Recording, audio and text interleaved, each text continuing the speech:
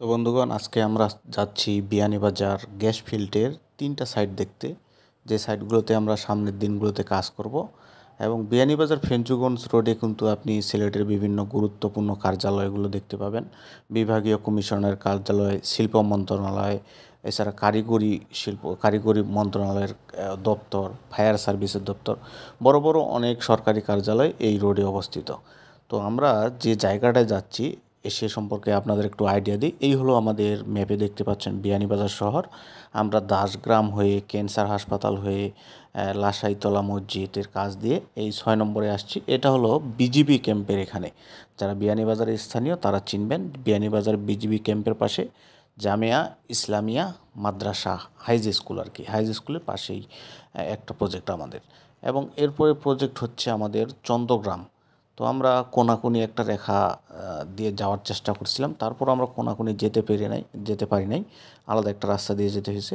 তবে আমাদের একটার সাথে আরেকটার কানেকশন এরকমই, যে আমরা এই যে চন্দ্রগ্রাম মসজিদের এই যে গ্যাস 3 এখানে চলে আসছি। এটা হলো আমাদের 3 নাম্বার কাজ। তো এই কাজটা হচ্ছে মোটামুটি গ্যাস ফিল্ডের কাছে। আপনারা ম্যাপে দেখতে পাচ্ছেন এই যে গ্যাস ফিল্ডের যন্ত্রপাতিগুলো স্যাটেলাইট ভিউ থেকে। এখানে কিন্তু এই যে গ্যাস ফিল্ডের কাজ চলতেছে এবং এটা খুব বড় একটা অফিস গ্যাসের। তো সেখানেই এই একটা পাহাড়ের বিস্তীর্ণ ঘেরা অঞ্চলে আমাদের কাজ। এবং আমরা এই রাস্তায় আসতে গিয়ে একটা প্রতিবন্ধকতার শিকার হই, সেটা আপনাদেরকে সামনে বলতেছি। মোটামুটি চেষ্টা করছি শর্টকাট ওয়েতে যাওয়ার জন্য। এবং আপনাদেরকে জানাই যে এই যে জায়গাগুলোতে গেছিলাম এগুলোর ডিটেলস ভিডিও কিন্তু আপনারা সামনের ভিডিওগুলোতে অবশ্যই দেখতে পাবেন। আজকেও কিছু দেখতে পাবেন এবং সামনে যখন সেগুলোতে আমরা একেবারে A to Z কাজ করব, প্রত্যেকটা জায়গায় আমাদের বিচরণ হবে, তখন কিন্তু পুরো জিনিসগুলো আপনাদের সামনে উঠে আসবে।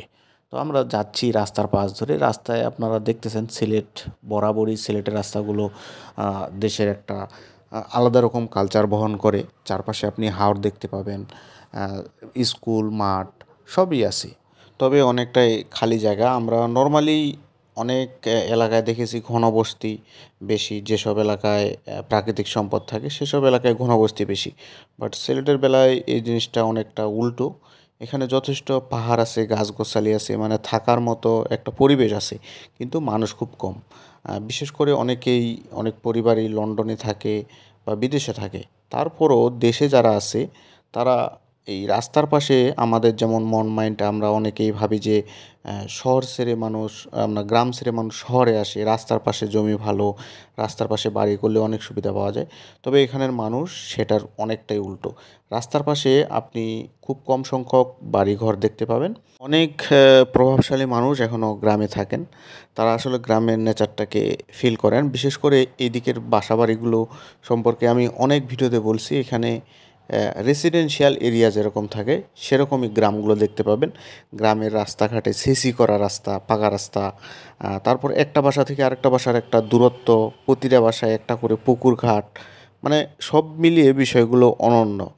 আর এখানকার স্কুল কলেজগুলোও যথেষ্ট বলতে পারেন উন্নত, তবে শিক্ষার্থীর সংখ্যা খুব কম।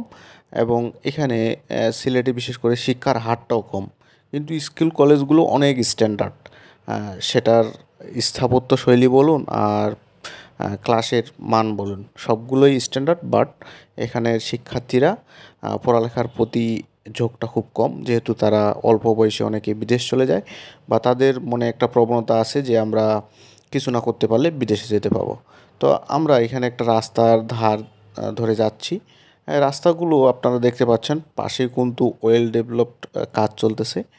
সেখানে কাজ করা হবে, বাট মাঝখানে আমাদের সরকার পতন হওয়ার ফলে এই ধরনের কাজগুলো কিন্তু বর্তমান সময়ে আটকে আছে। তো আমরা বাস স্ট্যান্ডে নেমে নাস্তা করছি, নাস্তা করলাম, হালকা পাতলা চাটা খাইলাম। এরপরে আমরা একটা টমটম নিয়ে আমরা আমাদের প্রথম যে সাইট সেখানে যাওয়ার উদ্দেশ্যে রওনা হয়েছি। এই জায়গাটা মোটামুটি বলতে পারেন একটা গ্রাম্য এলাকা। এই যে আমি বললাম যে আবাসিক এলাকার মতো রাস্তাগুলো, ঠিক সেই রকম একটা রোডে আমরা ঢুকেছি। তো বিয়ানীবাজার নিয়ে ডিটেলস একটা ভিডিও আমার চ্যানেল বা পেজে আপলোড করা আছে। বিয়ানীবাজারের ইতিহাস, সব কিছু A to Z, বিয়ানীবাজার নামটা কিভাবে আসলো, কোন থানার, এটা কোন জেলার অন্তর্ভুক্ত, সব ডিটেলস আছে। পাশেই আপনারা বাম পাশে যে বিল্ডিংটা দেখতে পাচ্ছেন এটা হলো একটা ইউনিয়ন পরিষদ কেন্দ্র।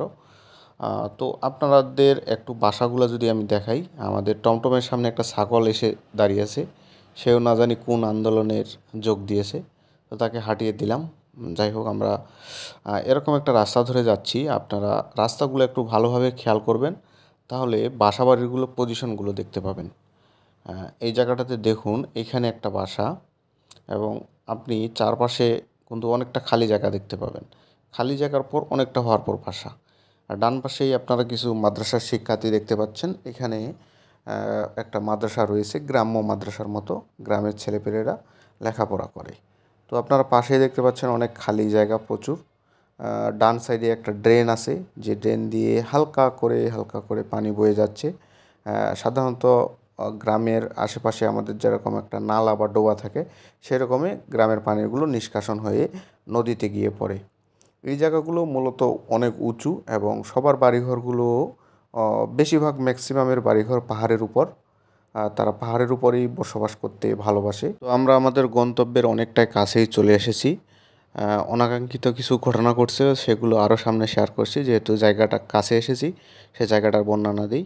তো আমাদের প্রথমে 6 নম্বরে যাওয়ার কথা থাকলেও ওই যে বিজিবি ক্যাম্পের পাশে, সেখানে না গিয়ে আমরা প্রথমে ওই যে গ্যাস ফিল্ডের কাছে এসেছি। সেখানে যাওয়াই আমাদের জন্য সুবিধাজনক মনে হয়েছে। তো আমরা এই আবাসিক এলাকার রাস্তাগুলো দিয়ে মেইন রোড হয়ে একদম পাহাড়ের ঢলে চলে এসেছি। এখানে আপনি আমাকে দেখতে পাচ্ছেন, আমরা সাইডটা দেখতে গেছিলাম। সেখানে নিচেই কিন্তু একটা বসত বাড়ি রয়েছে, অনেক বিলাসবহুল একটা বাড়ি। সেখানে মানুষজন তেমন নেই। তো এই জায়গাগুলো আমি ডিটেলস ভিডিওগুলোতে আরও সুন্দরভাবে এক্সপ্লোর করব, যেহেতু আজকে আমাদের সময় স্বল্পতা ছিল। চারপাশে আমরা খুব তাড়াহুড়ো করে ঘুরছি। এই জায়গাটা আমরা মোটামুটি দেখে সামনে এগিয়ে যাচ্ছি ওই যে বিজিবি ক্যাম্পের ওখানে যাওয়ার জন্য। আপনারা চারপাশে পরিবেশগুলো দেখতে পাচ্ছেন, খুবই মনোরম পরিবেশ। আমরা টমটমে এগিয়ে যাচ্ছি। পাহাড়ের ভিতর একটু গরম গরম ভাব হয় যখন গরম লাগে, বাট অনেক সময় যে একটা ন্যাচারাল বাতাসের ফিল পাওয়া যায় যখন আপনি নিঃশ্বাসটা নেবেন, সেই নিঃশ্বাসটাই আপনাকে বলে দিবে এই বাতাসটা কতটা বিশুদ্ধ। যাই হোক, অনাকাঙ্ক্ষিত কী ঘটনা ঘটছিল আমাদের, সেটা এখন বলি। যে আমরা প্রথমে যে সাইডটায় যাওয়ার কথা ছিল, ওই সাইডে যাচ্ছিলাম। তো আমরা টমটমওয়ালাকে বলছি যে আমাদের যেতে হবে মোল্লাগ্রাম প্রাইমারি স্কুল। এখন এই টমটমওয়ালা, সেও চিনে মোল্লাগ্রাম, বাট সে নিয়ে গেছে আমাদের মোল্লাগ্রাম হাই স্কুল। এখন এই দুইটা স্কুলে হচ্ছে দুই দিক, মোল্লাগ্রাম প্রাইমারি স্কুল একদিক, মোল্লাগ্রাম হাই স্কুল আরেক দিক। এখন আপনারা যে ওই যে বাসার আবাসিক রোডগুলো দেখলেন, ভুলে ওই রোডগুলোতে সে নিয়ে গেছিলো আমাদের। বাট ওই রোডগুলোতে আমাদের এক্স্যাক্টলি যাওয়ার কোনো দরকারই ছিল না। আমরা এই যে রোড ধরে যাচ্ছিলাম, এরকম একটা রোড ধরেই সোজাসুজি সেই সাইডে পৌঁছাতে পারতাম। এখন আমরাও যেহেতু সেখানে স্থানীয় নয়, সেক্ষেত্রে আমরা টমটমওয়ালাকে বলছি মোল্লাপুর সরকারি প্রাথমিক বিদ্যালয়, আমরা জানি সে সঠিকভাবে নিয়ে যাচ্ছে।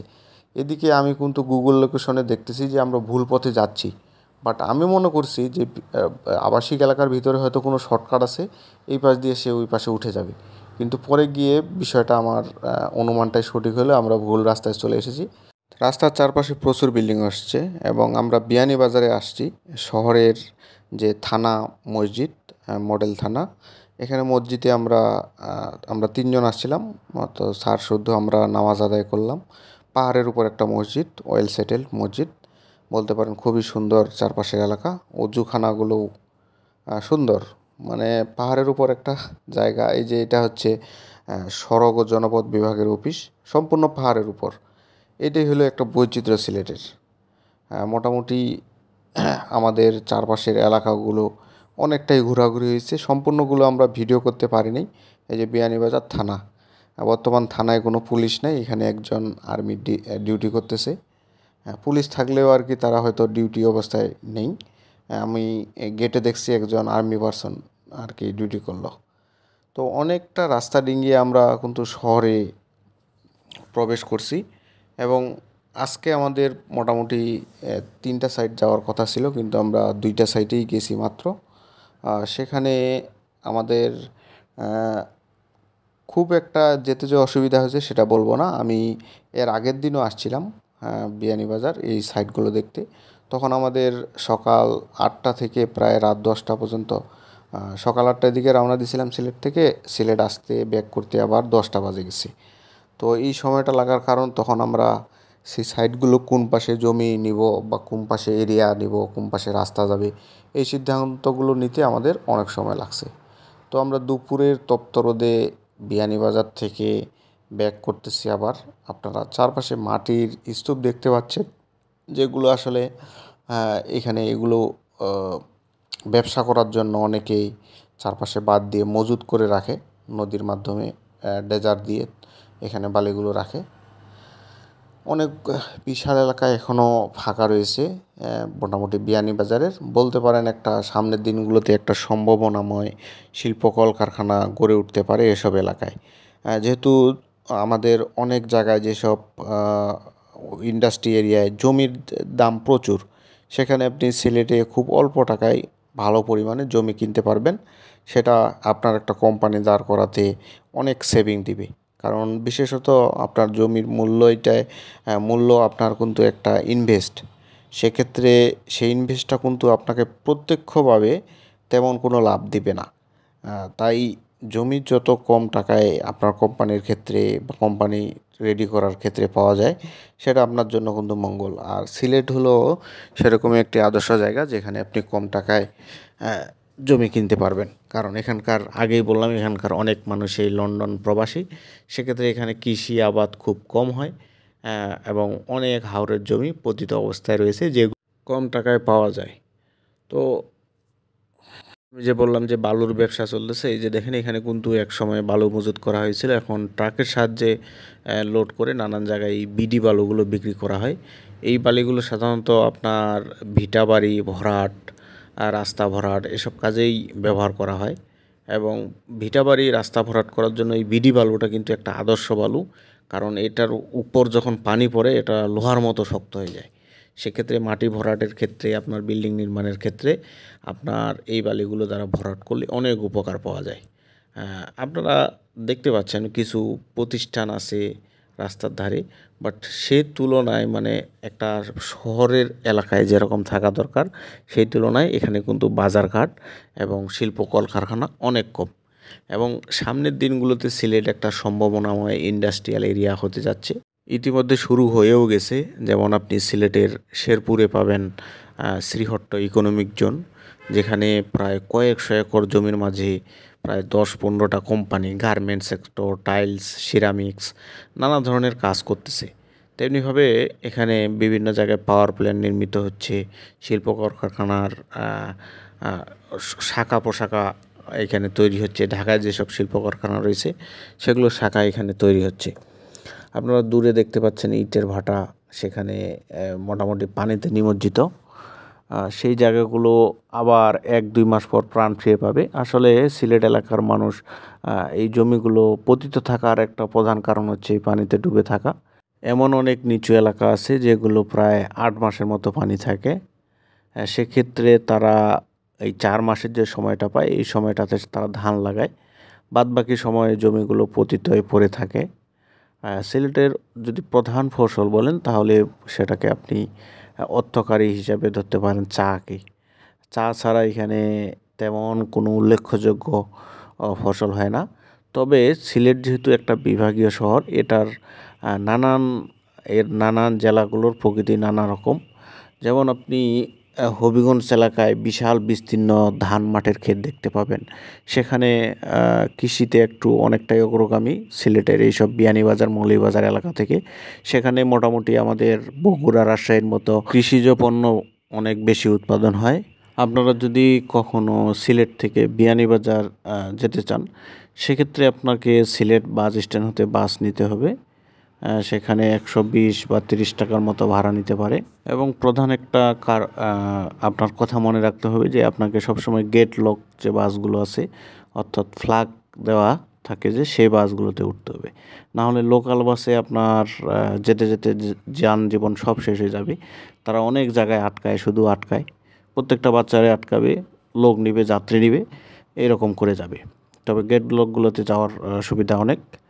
আমরাও ঠিক সেভাবেই গিয়েছি এবং শহরে গিয়ে আমাদের যেহেতু অনেক ভিতরে যাইতে হয়েছে, সেক্ষেত্রে আমরা সিএনজি ব্যবহার করেছি, টমটমে গেছি। তো আমাদের এই যাওয়ার উদ্দেশ্য হলো আমরা যে জায়গাগুলোতে কাজ করব এই জায়গাগুলোর একটা ভৌগোলিক অবস্থান দেখা। কারণ আমাদের কাজগুলো আপনারা হয়তো দেখেছেন যে আমরা সার্ভের কাজ করি, সেক্ষেত্রে আমাদের পুরো জায়গাটাতে হাঁটতে হয়, সেখানে হেঁটে হেঁটে মান নিতে হয়।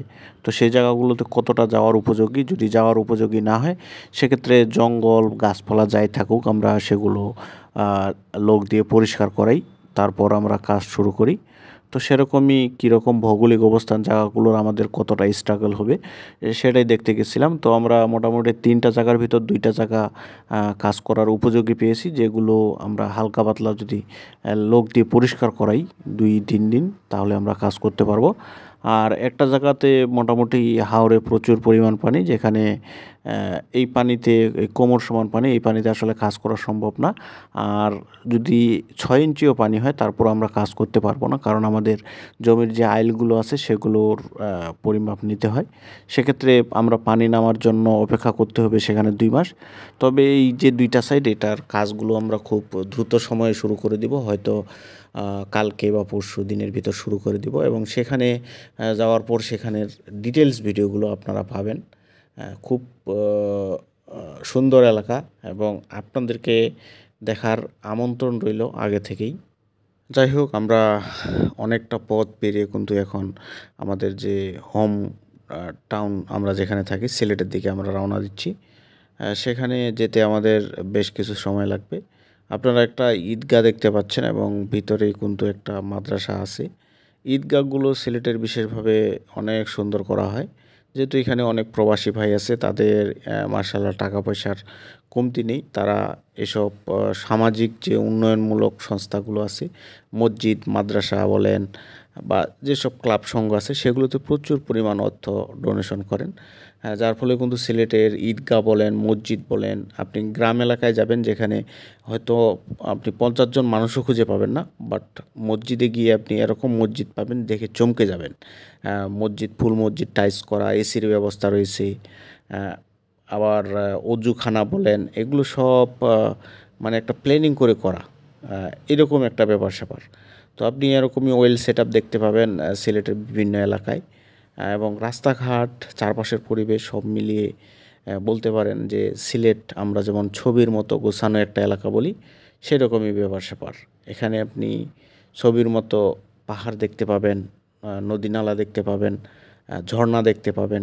মানে সিলেট একটা বৈচিত্র্য বাংলাদেশের, এবং বাংলাদেশের একটা সম্পদ। তা আমরা বিভিন্ন জায়গায় গাছ কেটে বন উজাড় করে ঘরবাড়ি বানাচ্ছি, বাট সিলেটে এই জিনিসটা অনেকটাই কম। এখনও সিলেটে যথেষ্ট পরিমাণে পাহাড়ি বন জঙ্গলে ঘেরা একটা কিছু এলাকা আছে, যেগুলোতে এখনও গেলে আপনার মনে হবে যে বাংলাদেশটা সবুজে ঘেরা শস্য শ্যামলা, এই কথাটুকুই মনে হবে। বাট আমরা আমাদের নিজেদের জায়গা থেকে যদি গাছ লাগাই এবং পুরাতন গাছ না কাটি, সেক্ষেত্রে কিন্তু আমরা বাংলাদেশের প্রত্যেকটা এলাকায় সিলেটের মতো করে এরকম গ্রিন সিটি হিসাবে তৈরি করতে পারবো। এবং সিলেটে আরেকটা ভালো দিক হচ্ছে রাস্তার নিচ দিয়ে বিদ্যুতিক লাইন, যেটা সিলেট শহরের বিভিন্ন জায়গায় শুরু হয়ে গেছে অলরেডি। অর্থাৎ আপনার রাস্তায় কোনো আপনি বৈদ্যুতিক পিলার দেখতে পাবেন না। এই কেবলগুলো নিচে যে ড্রেন আছে রাস্তার পাশে, এই ড্রেন দিয়ে কেবলগুলো নেওয়া হয়েছে। একটা অয়েল প্লান্ট সিটি হিসাবে সিলেটকে আমি বাংলাদেশের 10-এর ভিতর 9 দিয়ে দিব। কারণ এখানে যানজট নাই, তেমন রাস্তাঘাটে ভোগান্তি নাই, বা আইন শৃঙ্খলাও খুব সুন্দর, খাবার দাবারের সহজলভ্যতা এবং সব কিছু মিলিয়ে এটাকে আপনি 10-এ 9 মার্ক করতেই পারেন। তবে যে জায়গাগুলোতে একটু উন্নতি দরকার সেগুলো হলো যে এখানকার পানি নিষ্কাশন ব্যবস্থা। কারণ এখানে এমন কিছু এলাকা রয়েছে যে এলাকাগুলো সামান্য পানিতেই ডুবে যায়। সেই এলাকাগুলোতে যদি পানি নিষ্কাশন ব্যবস্থা সঠিকভাবে না করা হয়, তাহলে আজকে কুমিল্লা ফেনীর মতো এরকম ভয়াবহ বন্যা যে কোনো সময় হতে পারে সিলেটে। এই আশঙ্কাটা কিন্তু থেকেই যায়। এই জিনিসটা যদি এখন থেকে উদ্যোগ না নেওয়া হয়, তাহলে হয়তো ভবিষ্যতে আমরা এই ধরনের বন্যা সিলেটে দেখলে অবাক হওয়ার মতো কিছুই থাকবে না। যাই হোক, আপনাদের সাথে অনেক কিছুই শেয়ার করলাম এবং অবশ্যই ভিডিওটা অনেক লং হয়ে গেছে। এরকম লং ভিডিও কখনো আমি বানাই নাই। আপনাদের কাছে এই রকম ধাঁচের ভিডিওগুলো কেমন লেগেছে আপনারা আমাকে জানাবেন এবং সেই সাথে আমরা যে জায়গাগুলো গেছি এক্সপ্লোর করলাম আজকে সংক্ষিপ্ত হিসাবে, এগুলোর ডিটেলস আমরা সামনে দেখব। যে বৈচিত্র্যগুলো পাহাড়ের ভিতর, কোথাও টিলা, কোথাও উঁচু, কোথাও নিচু, কোথাও নদী, মানে এই ধরনের বৈচিত্র্যময় জায়গাগুলো আমরা এক্সপিরিয়েন্স করব। আপনারা সাথেই থাকবেন। সেই সাথে বলবো যে ভালো থাকবেন এবং খুব শীঘ্রই এই জায়গার যে ডিটেলস ভিডিও এগুলো নিয়ে আসতেছি। তো সবাই ভালো থাকেন, বিদায়।